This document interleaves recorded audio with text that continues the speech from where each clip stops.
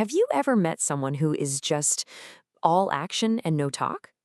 Well, today we are putting together a field guide for one of the most powerful and, let's be honest, often misunderstood personality types out there.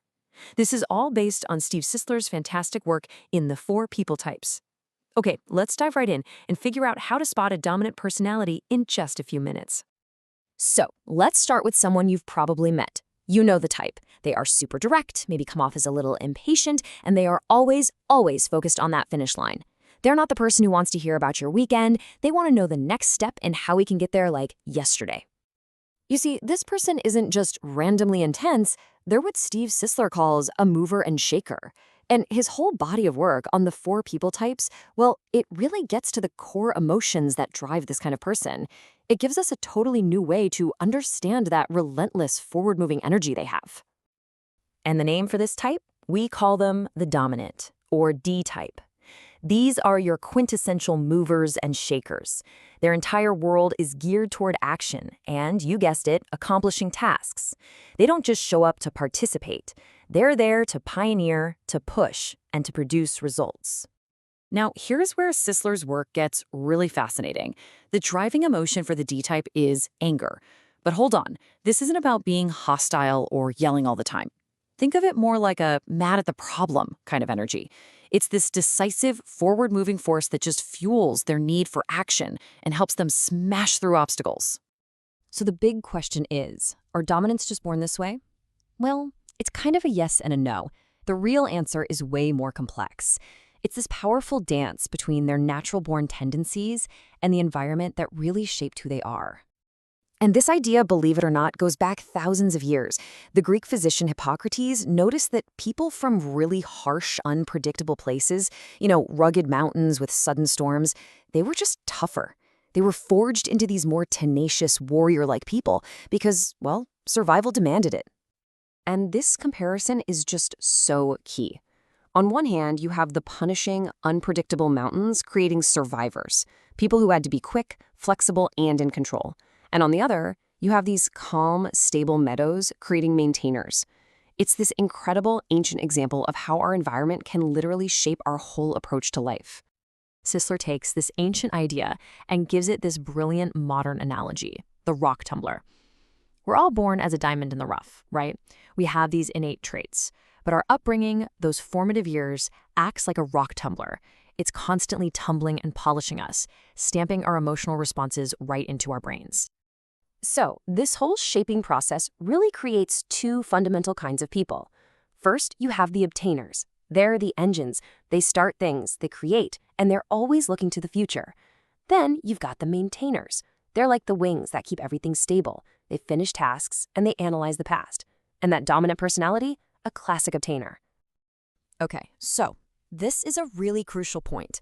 We have to understand what a dominant person actually needs to feel fulfilled. And you know what? It might not be what you think. It's this wild paradox. They don't necessarily enjoy problems, but they absolutely need challenges to feel alive, to feel functional. Sisler actually points to something called the hell is home theory, the idea that we're often drawn to recreating the environments that shaped us, even if they were really difficult. For a D-type, calm waters are just boring. They've got to throw a rock in it. Okay, let's get practical. How does all this theory actually look out in the real world? This next part is your field guide.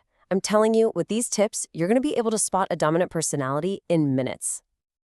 Here's your first big clue. Pay attention to how they listen. A dominant person isn't really listening to understand you. They're listening to solve. They're just gathering enough data to jump in, diagnose the problem, and then tell you the solution. Their goal isn't empathy, it's control. So let's watch a classic interaction play out. Imagine a more social, people-focused person trying to start a friendly, casual conversation on the sidewalk. And look at the dominant's replies. They're one word. They're efficient. And they're delivered while still walking towards their goal. Every single answer is designed to end the conversation so they can get back to their task. It's nothing personal, you guys. It's just inefficient. And when that hyper-efficiency fails, they just resort to a direct, task-oriented exit. They will cut right through all the social, nicey-nice stuff without even a second thought, because the appointment, the task, that's the priority. So here it is, your ultimate cheat sheet. If you see a combination of these things, that blunt, direct communication style, a love for high-risk challenges, and a deep, deep hatred of routine, you are almost certainly dealing with a dominant personality. And hey, here's a fun way to remember all this. Pop culture. Think about the bold, risk-taking Captain Kirk, the guy who famously doesn't believe in no-win scenarios. Or what about the commanding, results-obsessed Darth Vader? These are classic D-types in action. Okay, so what do we do with all this information? The whole point here isn't to judge people or stick them in a box. It's about understanding the tool we're working with, both in other people and sometimes in ourselves. Just as Sisler explains, that D-type's core anger emotion is like a hammer. It's quick, it's decisive, and it's always moving forward. It is a seriously powerful tool for getting things done. The emotion itself is neutral. It's all about how you use it.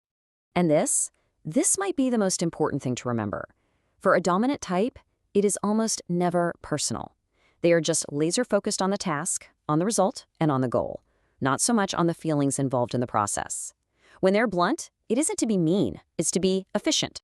Because they really have one primary focus in life: accomplishment, getting from point A to point B in the straightest, fastest line possible. Everything else is just a distraction. So now you can spot the hammer. You've got this new lens to understand some of the most driven people you will ever meet. It's a tool that can help you depersonalize those sometimes tough interactions and just communicate way more effectively. The only question left is, what are you going to do with it?